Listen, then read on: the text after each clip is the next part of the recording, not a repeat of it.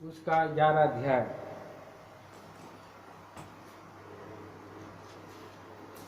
नीति वचन की किताब 11 अध्याय, सॉरी माफ करिए 9 अध्याय। आज हम 9 तारीख में है, 9 अध्याय में हम आएंगे। अब जो है ये 9 अध्याय में जो है हम लोग पहुँचे हैं, क्योंकि हमारा प्रभु इन दिनों में लगातार हम लोगों को लेकर के चल रहे हैं कि हम प्रभु का उपस्थिति में हम अपने अपने घरों में नीति वचन को हम ध्यान करें और हर दिन हर समय और प्रभु की उपस्थिति में आनंदित रहें। तो आइए यहाँ पर हम पढ़ेंगे प्रियो 1 से 3 वचन तक, या हम उसका 6 वचन तक पढ़ देंगे। बुद्धि ने अपना घर बनाया और उसके सातों खंभे गड़े हुए हैं। 2 पढ़िए। उसने अपने पशु वध करके एक साथ। अपने दाख मधु में मसाला मिलाया है और अपनी मेज लगाई है। मैं 3 पढ़ रहा हूँ, आप लोग 4था पढ़िए। उसने अपनी सहेलियां सबको बुलाने के लिए भेजी है। वह नगर के ऊंचे स्थानों की चोटी पर पुकारती है। जो कोई बोला है वह मुड़कर यही है, जो निर्बुद्धि है उससे वह कहती है। पढ़िए ना। आओ मेरी रोटी खाओ और मेरे मसाला मिलाए हुए दाख मधु को पियो। बोलों का संग छोड़ो और जीवित रहो, समझ के मार्ग में सीधे चलो। तो प्रभु पढ़े हुए भाग के द्वारा हमें आशीष करें। यहाँ पर हम देखते हैं प्रियो, प्रभु का वचन में बुद्धि ने अपना घर बनाया। बुद्धि ने अपना घर बनाया, उसके सातों खंभे गड़े हुए हैं। 7 खंभे गड़े हुए हैं। सो ये बुद्धि हम कल के दिन में देख रहे थे, जो विजडम अर्थात बुद्धि अर्थात वो प्रभु यीशु मसीह है। प्रभु यीशु मसीह परमेश्वर का ज्ञान और परमेश्वर का सामर्थ्य है, और उसका एक नाम है बुद्धि। ये भी हमने 1 कुरिन्थियों की पत्री 1 अध्याय 31 वचन में हमने पढ़ा। और वो यीशु मसीह का, वो परमेश्वर का ज्ञान अर्थात वो हमारा धार्मिकता, हमारा पवित्रता और हमारा छुटकारा है। ज्ञान, उसी ज्ञान से धर्म और पवित्रता और छुटकारा है। सो नीति वचन में उसी बुद्धि ने क्या किया है, अर्थात प्रभु यीशु मसीह ने क्या किया है, घर बनाया है। उसने घर बनाया। आज इस संसार में मनुष्य घर बनाता है। हर कोई ना कोई प्रियो घर बनाता है, मकान बना रहा है, घर बना रहा है, और परमेश्वर के अनुग्रह से वो व्यक्ति घर बनाता है। अब यदि परमेश्वर घर ना बनाए तो बनाने वाले का परिश्रम व्यर्थ है। और प्रियो, हमारा प्रभु जो है हमारे लिए घर बनाने के लिए गया है। यूहन्ना सुसमाचार उसका 14 अध्याय उसका 2 वचन में लिखा है, मेरे पिता के घर में रहने के लिए बहुत सारे स्थान हैं और मैं जा रहा हूँ। यदि ना होते तो मैं तुमसे कह देता। हाँ, क्योंकि मैं तुम्हारे लिए जगह तैयार करने जाता हूँ। क्योंकि मैं तुम्हारे लिए जगह तैयार करने जाता हूँ। और यदि मैं जाकर तुम्हारे लिए जगह तैयार करूँ और तुम्हारे लिए जगह तैयार करूँ, तो फिर आकर तुम्हें हाँ, अपने यहाँ ले जाऊँगा। फिर आकर तुम्हें अपने यहाँ ले जाऊँगा कि जहाँ मैं रहूँ वहाँ तुम भी रहो। वहाँ तुम भी रहो। प्रभु स्वर्ग में जा रहे हैं, झूठ नहीं बोलता है प्रभु। तो हमारे लिए अनंतकालिक निवास स्थान, घर, चिरस्थायी घर कहाँ पर? स्वर्ग में जा रहे हैं बनाने के। मारे गए, गाड़े गए और तीसरे दिन जी उठे।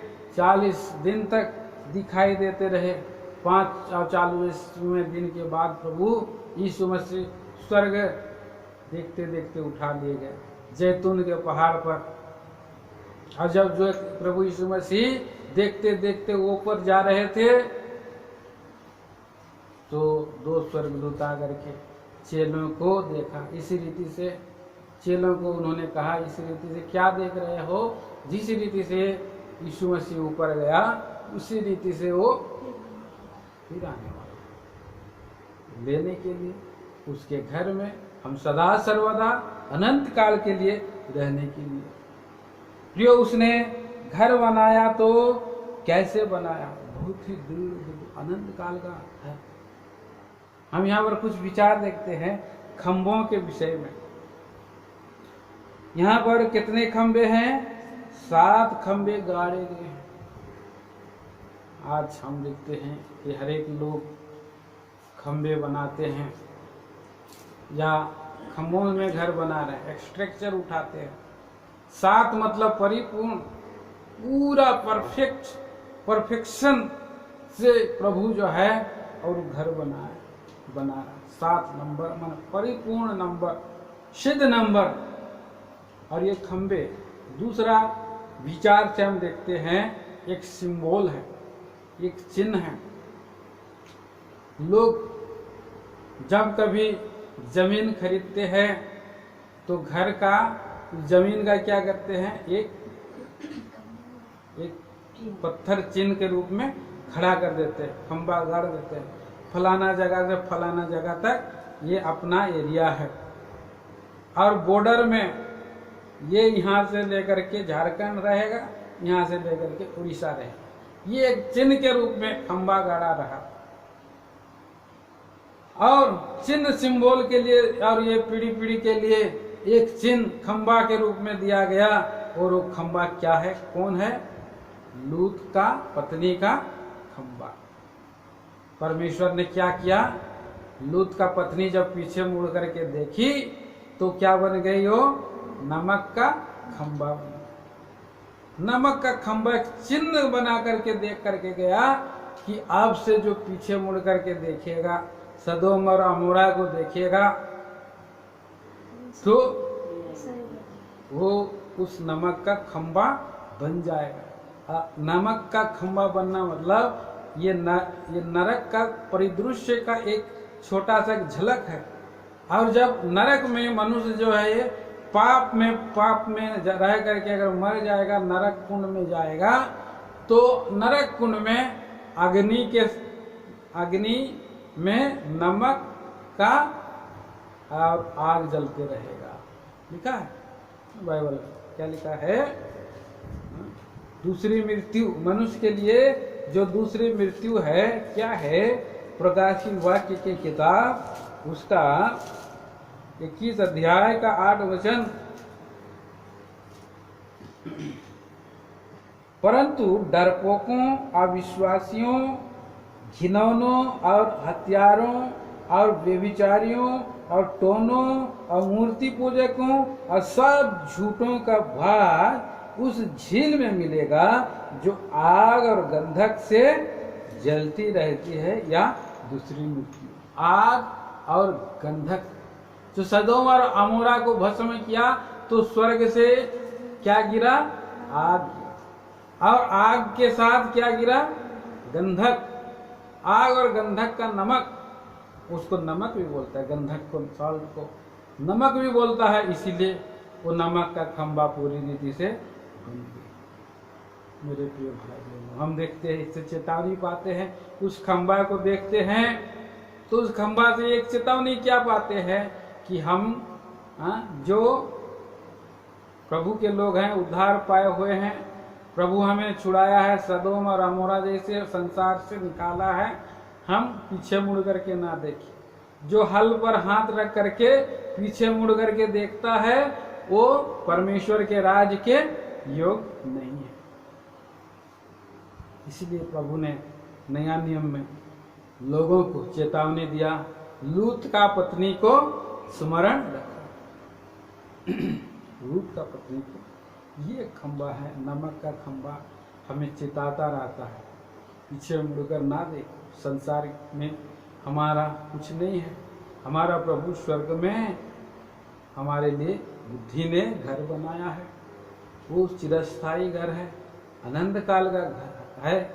और इसी बात को अनदेखे को देखता हुआ अब्राहम निशाने की ओर चला जा रहा था। उसने दूर से देखा और खुश हुआ, प्रसन्न हुआ।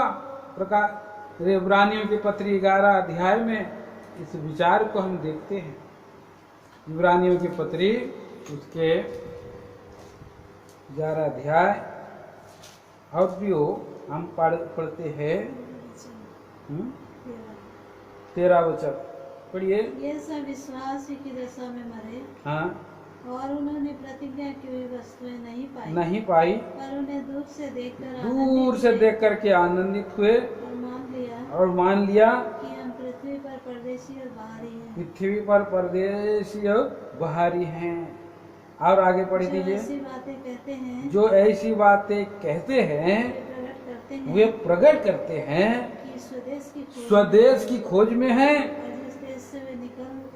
और जिस देश से वो निकल आए थे यदि उसकी शुद्धि करते तो उन्हें लौट जाने का अवसर था। पीछे मुड़ जाने का, लौट जाने का अवसर था। पर वे एक उत्तम तथा स्वर्गीय देश की स्वर्गीय घर की अभिलाषी थे हैं।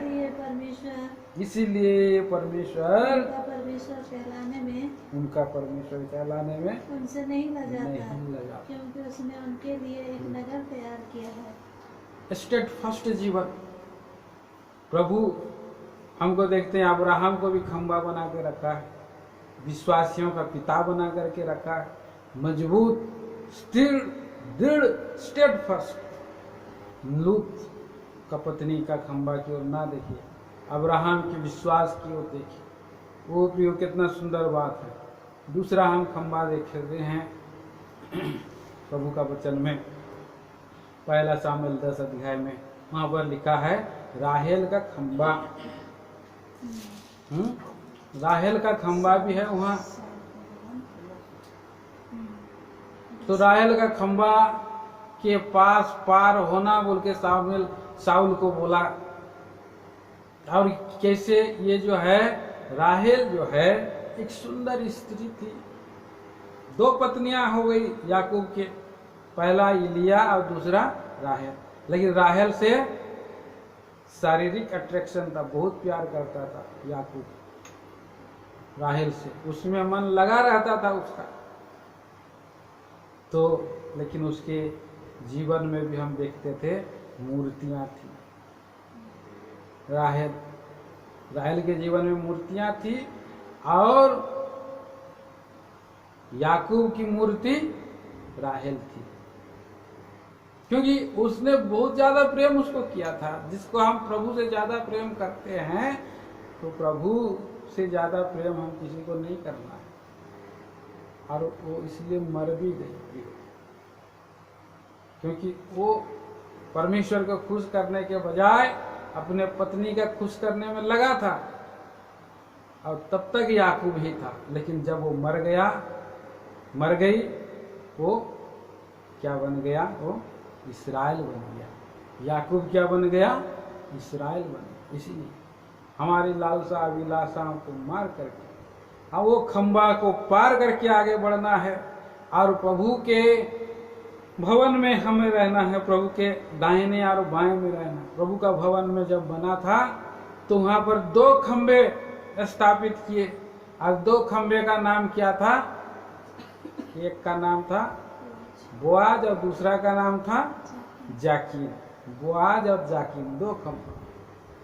ये सारे 2 खंबा हमेशा प्रभु के सामने में स्थिर रहते थे, दाएं बाएं।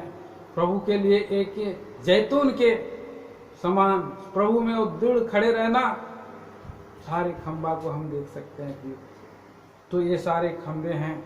और हमारा प्रभु यीशु मसीह क्या है? सत्य का खंबा है। पहला तीमुथियों की पत्री 3 अध्याय में इस वचन को हम पढ़ते हैं।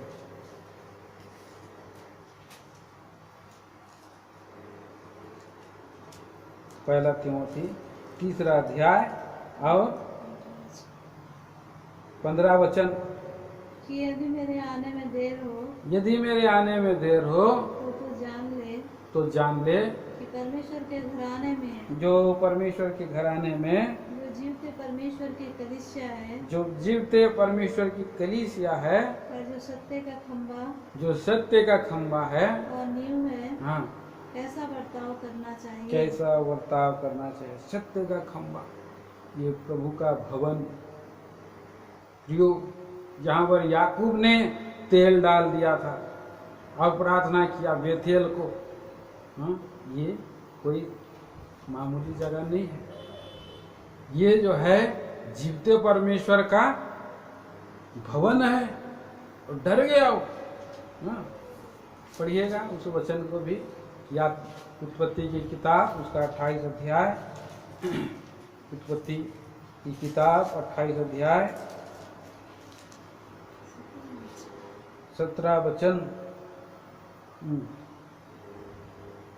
और भय खाकर उसने कहा, यह स्थान क्या ही भयानक है, यह तो परमेश्वर के भवन को छोड़ और कुछ नहीं हो सकता, हाँ, वरन यह स्वर्ग का फाटक ही होगा। स्वर्ग का फाटक ही होगा। और 18 वचन, भोर को याकूब उठा, भोर को याकूब उठा और अपने तकिए का पत्थर लेकर उसका खंबा खड़ा किया, खंबा खड़ा किया और उसके सिरे पर तेल डाल दिया। हाँ, उसने उसका उस स्थान का नाम बेतेल रखा। बस बेतेल रखा। इस तरह से हम देखते हैं ये परमेश्वर का भवन सत्य का खंबा है, जहाँ प्रभु यीशु मसीह चढ़ते उतरते, स्वर्गदूत चढ़ते उतरते हैं। स्वर्गदूत प्रभु का घर में आकर के आप प्रार्थना करते हैं, आपका प्रार्थना को प्रभु उठा के लेकर जाता है स्वर्ग, और दूतों को वहाँ पर उंडेला जाता है। ये भयानक जगह है, प्रभु का घर है। सुप्रियो, ये एक खंबा है, जीवते कलीसिया है, और परमेश्वर का घराना सत्य का खंबा है। इसीलिए हम इस खंबे में बने रहते हुए, कलीसिया हम बने रहते हुए हम दृढ़ स्थिर और मजबूत होते हैं, और आनंदकालिक घर में हम लोग रहते हैं। क्यों ये खंबा जो है भवन को उठाया हुआ है। ऊंचाई में प्रभु की आराधना, और हम लोग भी फर्स्ट जगह में अभी लोग घर बनाते, नीचे नहीं रहते हैं, गाड़ी पार्क करते हैं, और भी लोग सामान रखते पार्क करते, लेकिन ऊपर में रहते। तो प्रभु यीशु मसीह भी, हाँ, ऊपरौठी कोठरी में, ऊपर में रहने लायक स्वर्गीय स्थान में खंबा गाड़ा है।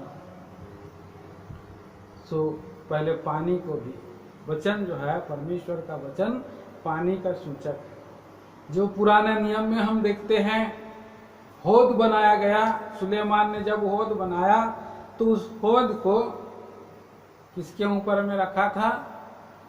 बैलों के ऊपर में, 12 बैलों के ऊपर में हौद को रखा। ये बैल भी एक प्रकार के खंबे के समान, 12 खंबे, यहाँ पर 7 खंबे, वहाँ 12 खंबे, और वो पानी जिससे हाथ धोते थे याजक और पांव धोते थे, और सब होकर के प्रभु का घर में जाते थे। तो प्रभु का वचन भी बड़ी ऊंचाई का से लेकर के ऊंचे और पवित्रता से धारण करके प्रभु की सेवा करना। बैल कौन है? प्रभु के दास लोग बैल है। प्रभु के दास लोगों की ये सेवा है, वचन की सेवा है, और इसलिए ये लोग लेकर के खड़े हैं प्रभु का वचन को लेकर के। कई बार हम प्रभु के सेवकों को खाना बनाने या ड्यूटी काम जरूरत नहीं है, कपड़ा धोने का जरूरत नहीं है, लोग झाड़ू पोंछा करने के लिए प्रभु का दास को नहीं रखा जा सकता है। वो प्रभु का वचन को लेकर के और खड़ा रहेगा, स्थिर रहेगा, पवित्र रहेगा, यह उसका काम है। दूतों की सेवा है ये, और ये खंबा है। लेकिन दुष्ट लोग बोलते हैं अगर हम खंबे को ही काट देंगे, हम लोग बैलों को ही काट देंगे, क्या होगा? और एक राजा ने, आहाज राजा ने ऐसा किया, वो बैलों को काट करके नीचे गिरा दिया, खंबा नीचे, और बैल जो ये जो है गिर गया प्यू। अब देखते हैं कि उसका आयु भी घट गया राजा का। हम देखते हैं कि हमारा प्रभु ने जगत को खंबा करके रखा है, स्थिर और दृढ़ मजबूत करके रखा है। पढ़ दीजिए उसी वचन को, पहला शामुएल की किताब, पहला शामुएल उसका 2 अध्याय।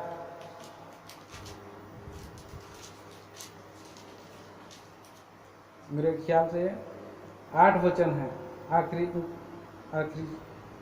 चरण में पढ़िए, पूरा ही पढ़। वह कंगाल को धूली में से उठाता है, वह कंगाल को धूली में से और उठाता है, दरिद्र को कूड़े में से निकाल खड़ा करता है, ताकि उनको अधिपतियों के संग बैठाए, अधिपतियों के संग बैठाए, और महिमा युक्त सिंहासन के अधिकारी बनाए, महिमा युक्त सिंहासन का अधिकारी बनाए। आगे, क्योंकि पृथ्वी के खंभे यहोवा के हैं, पृथ्वी के खंबे यहोवा के हैं, और उसने उन पर जगत को धरा है। हाँ, जगत को धरा, पृथ्वी के खंभों में धरा हुआ है प्रभु। प्रभु का भुजा, प्रभु का खंबा के समान उठाया हुआ, प्रभु के हाथ में पूरा पृथ्वी का नियंत्रण है, नेतृत्व है। कोई भी उसकी योजना को बदल नहीं सकता है। सो हम जानते हैं, आज आप लोग सोच रहे होंगे ये भी एक योजना था कि कोरोना वायरस इस पृथ्वी पर आए, और हर बात के लिए हम प्रभु को धन्यवाद देना है। तो आज हम आगे नहीं बढ़ेंगे, हमने पूरा अध्याय को ध्यान करना है, इसलिए हम लोग 9 अध्याय नीति वचन की किताब 9 अध्याय में आते हैं। यहाँ पर हम देखते हैं 2 वचन में लिखा है कि उसने पशु वध करके दाख मधु में मसाला मिलाया और अपने मेज लगाई। प्रभु का मेज हम हर प्रभु के दिन में खाते हैं, तो प्रभु ने मेज लगाई है। प्रियो, वध पशु बना हमारे लिए प्रभु यीशु मसीह। अब प्रियो, वो हमारे लिए प्याला बना और हमारे लिए मेज बना है, जिसको हमें खाना है, लेना, जीवन में प्रभु यीशु मसीह को ग्रहण करना है। और प्रभु यीशु मसीह हमें बुला रहा है, हे आहो प्यासे लोगों, पानी के पास आओ। सेंत में लो, जिसके पास पैसा नहीं है, रुपया नहीं है, वो दाख मधु और दूध बिना दाम का लो, बिना दाम का लो, पियो, खाओ। तो आज कितने लोग हैं, प्रभु के लोग हैं, और प्रभु के पास आए हैं, उन्हें तृप्ति मिली है, उन्हें शांति मिली है, उन्हें भरपूरी मिली है, और वे लोग भी बांट रहे हैं। लीजिए भाई, लॉकडाउन में आप लीजिए, थोड़ा सा लीजिए। सभी लोगों को ऐसा हमें देना है, पुकारना है, देना हमें। हमारे लिए प्रभु मेज लगाया है, अनाथों के लिए भी प्रभु बंदोबस्त किया, परदेशियों के लिए प्रभु बंदोबस्त किया है। और प्रियो, आइए हम 3 वचन को भी पढ़ते हैं।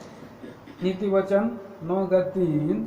उसने अपनी सहेलियां सबको बुलाने के लिए भेजी, सबको बुलाने के लिए भेजी है। वह नगर के ऊंचे स्थानों की चोटी पर पुकारती है। जो कोई भोला है, हाँ, वह मुड़कर यहीं आए, हाँ, और जो निर्बुद्धि है उससे वह कहती है, आओ मेरी रोटी खाओ और मेरे मसाला मिलाए हुए दाख मधु को पियो। भोला का संग छोड़ो और जीवित रहो, क्योंकि समझ के मार्ग में सीधे चलो। तो इस रीति से हम यहाँ पर देखते हैं कि उसने अपनी सहेलियां हैंडमेडन्स और सबको बुलाने के लिए भेजी है। नगर के ऊंचे स्थानों, चोटियों पर से वो पुकारती है। तो हैंडमेडन्स लोगों को, जो प्रभु के वो साथी, सहेली बनाया गया है। हम लोग भी सहेली हैं, हो सकते हैं, प्रभु के दास लोग, प्रभु के लोग। एक बार एक व्यक्ति ने अपना बेटा का विवाह का भोज किया। यहाँ पर इसने घर बनाने का पार्टी दे रहा है, घर बनाने का पार्टी। बच्चा का जबकि जन्म होता है पार्टी, प्रभु यीशु मसीह का जन्मदिन को भी हम मानते, घर बनाने के लिए भी हम लोग मानते हैं। और प्रियो, जब शादी विवाह होता है तब भी हम लोग पार्टी देते हैं। तो प्रभु यीशु मसीह का विवाह का भोज में हम बुलाए गए।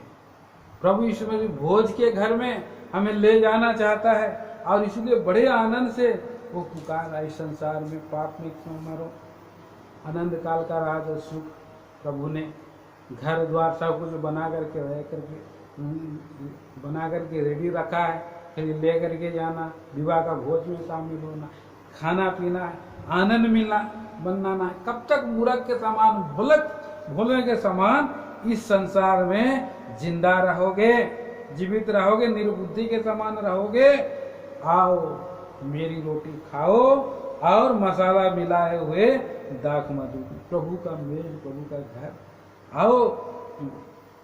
लेकिन बहुत लोग प्रभु का वचनों को ध्यान नहीं दे रहे हैं, ठट्टा मार रहे हैं। 7 वचन में लिखा है, जो ठट्टा करने वाले को शिक्षा देता है वो अपमानित होता है। तो बहुत लोगों को अपमानित किया जा रहा है, हाँ, प्रभु का वचन को दिया जा रहा है, हंसी ठट्टा उड़ाया जा रहा है। प्रभु ठट्टों में उड़ाया नहीं जाता है, इसलिए प्रभु की ठट्टों में नहीं उड़ा सकते। तो हमें प्रभु इस संसार में जो मान लेते हैं वो बुद्धिमान हो जाते हैं। पढ़ दीजिए 8 वचन। ठट्टा करने वाले को ना डांट, हाँ 9 भी, हाँ, ऐसा ना हो कि वह तुझसे बैर रखे, बुद्धिमान को डांट, बुद्धिमान को डांट, वह तुझसे प्रेम रखेगा।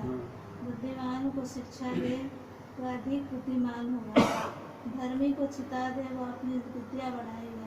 हाँ, सो प्रियो, ये एक बुद्धिमान व्यक्ति जब प्रभु का वचन की शिक्षा पाता है तो और वो बुद्धिमान होता है, बलवंत बनता है। इसलिए प्रभु के ज्ञानी, प्रभु के भक्त लोग प्रभु के चरणों के पास, प्रभु के दासों से वचन सुनने के लिए बैठे रहते, कुछ नया मिले, कुछ नया मिले। बहुत लोग प्रभु का वचन को ग्रहण नहीं करते, ये इतना कड़ा बोलता है, वो इसका वचन को कौन सुन सकता है। और कितने लोग जो है उस वचन को ग्रहण नहीं करते, उनको डांट जैसा लगता है। लेकिन जो डांट से बैर करता है वो व्यक्ति मर जाता है। प्रिय, वचन का डांट हमें लेना है, हमें कसौटी में कसे प्रभु का वचन हमें कसौटी में कस करके हमें हमारे विश्वास को दृढ़ और मजबूत करे।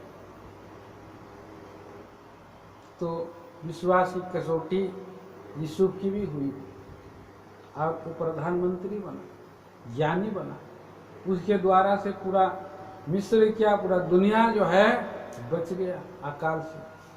सो ये एक बुद्धिमान व्यक्ति का गुण है, जो डांट को एक्सेप्ट करता है, दुख को ताड़ना रूपी और एक्सेप्ट करता है। ऐसा कौन पिता है जो अपना बेटा को छड़ी नहीं मारता है, ताड़ना नहीं करता है, छोटा तो डांटता नहीं है। पिता की डांट को, माता पिता की डांट को लेना है, सर आंखों पर लेना है। आगे हम पढ़ते हैं यहाँ पर 10 वचन और 11 वचन। यहोवा का भय मानना बुद्धि का आरंभ है, हाँ, और परम पवित्र ईश्वर को जानना ही समझ है। 12 तक पढ़िए। हाँ। मेरे द्वारा तो तेरी आयु बढ़ेगी, मेरे द्वारा तो तेरी आयु बढ़ेगी, और तेरे जीवन के वर्ष अधिक होंगे। जीवन के वर्ष अधिक होंगे। यदि तू बुद्धिमान हो तो बुद्धि का फल तू ही भोगेगा। हाँ, तो बुद्धि का फल तू ही भोगेगा। और यदि तू ठट्टा करे, यदि तू हंसी मजाक ठट्टा करे, प्रभु का वचन का खिल्ली उड़ाए, तो दंड केवल तू ही भोगेगा। दंड केवल तू ही भोगेगा, याद रखना। क्योंकि यहोवा का भय बुद्धि का आरंभ है, और परम पवित्र ईश्वर को जानना ही समझ। आयु के किताब 28 में लिखा है, हाँ, क्या लिखा है? यहोवा का भय बुद्धि का आरंभ है, और बुराई से दूर रहना ही समझ। बुराई से दूर रहना ही समझ। तो हमारे जीवन में प्रियो, हम परमेश्वर का भय रखें, बुराई से दूर रहें, तभी हमारी आयु लंबी होगी, अनंत काल का वर्ष हमें प्रभु मिलेगा, देगा। लेकिन बुद्धिमान व्यक्ति, बुद्धि से अगर आप ऐसा काम कर रहे हैं, अगर ठट्टा कर रहे हैं, हंसी मजाक करें, तो दंड आपको भोगना पड़ेगा। आखिरी हम लोग भाग 13 वचन से 18 वचन तक हम पढ़ते हैं। यहाँ पर एक मूर्ख स्त्री क्या है, पढ़िए। मूर्खता रूपी स्त्री बकबक करने वाली है। हाँ, वह 15 तक। हाँ, वह तो भोली है, वह तो भोली है, वह कुछ नहीं जानती, कुछ भी नहीं जानती। वह अपने घर के द्वार में हाँ, और नगर के ऊंचे स्थानों में अपने आसन पर बैठी हुई, जो बटोही अपना अपना मार्ग पकड़े हुए सीधे चले जाते हैं, उनको वह यह कहकर पुकारती है, जो कोई भोला है वह मुड़कर यहीं आए। जो निर्बुद्धि है उससे वह कहती है, चोरी का पानी मीठा होता है, आलू के छुपे की रोटी अच्छी लगती है। बस वो मूर्खता स्त्री बक बक करती है। हम पिछले दिनों में हम लोग ध्यान कर रहे थे, प्रियो एक उदाहरण हम ले रहे थे इसका 7 अध्याय में। वो चंचल स्त्रियां बक बक करती हैं, घर घर घुसती हैं, टट्टा करती हैं, हम लोगों को बोलने नहीं देती, शिक्षा देती हैं। बक बक स्त्री, बक बक स्त्री भोली यहाँ पर लिखा है लेकिन मूर्ख है। इंग्लिश में वो लिखा है कि वो भोली है ना, मूर्ख है। जो बकबक करने वाली स्त्री जो है मूर्ख है, अपने आप को ज्ञानी समझती है। रोड में निकलने से ज्ञान मूर्ख, जब चाल चलन से बात व्यवहार से और इतना तेज बात करती है कि सोचता है कि दुनिया में मुझसे ज़्यादा बुद्धिमान कोई है नहीं। और वो अपने आप को कहते मैंने रोड में चलते चलते बताते रहती है कि मैं मूर्ख हूँ, मैं मूर्ख हूँ, बोल बोल के बोलते रहते मैं मूर्ख। तो इस तरह से बकबक करते रहती है अपने घर में और ऊंचे स्थानों में, कहीं पर भी वो बैठे रहती। बटोही लोगों को इशारा मर रही है, बटोही जो रोड में चलते पैसेंजर लोगों को, बटोहियों का अपना मार्ग पकड़े हुए उन लोगों को बहका रही है। भोला मुड़कर आओ, चोरी छुपे पानी मीठा होता है, आओ रोटी खाएंगे, अच्छी लगती है। लेकिन आखिरी में क्या हश्र होगा? वह यह नहीं जानता कि वहाँ मरे हुए पड़े हैं, उस जगह में उसी गड्ढा के नीचे में मरे हुए पड़े हैं।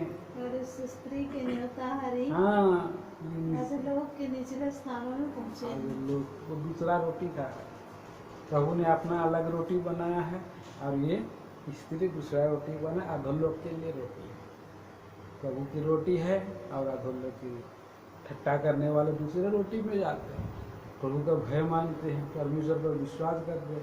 प्रभु यीशु मसीह हमारे लिए क्रूस पर चढ़ा, मारा गया, गाड़ा गया, वो हमारे लिए रोटी बना, हमारे लिए प्याला बना।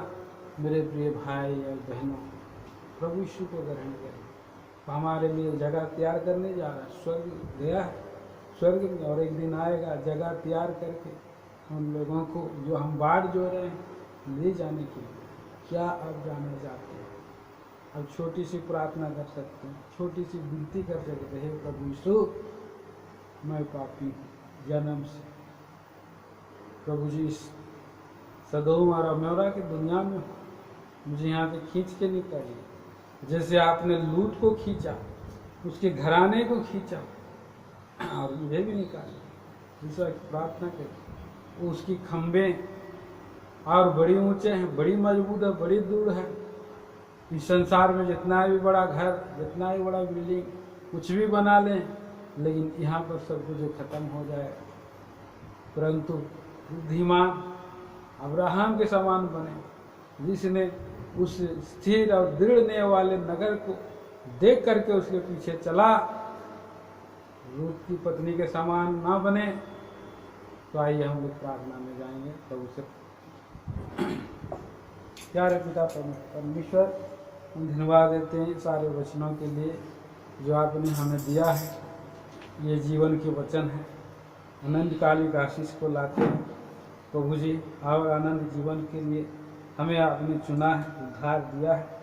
आगे बढ़ते हुए आनंद का लगा राज के लिए हमें आप तैयार करें, सहायता मदद गोरा मान प्रशंसा दे देते। इस प्रार्थना को सुना है, धन्यवाद के साथ मुक्ति दाता उद्धार करता है प्रभु मसीह यीशु के नाम में मांगते हैं। अब प्रभु यीशु मसीह का अनुग्रह, परमेश्वर पिता का प्रेम, पवित्र आत्मा की सहभागिता हमारे संग सदा सर्वदा होता रहे। जय मसीह।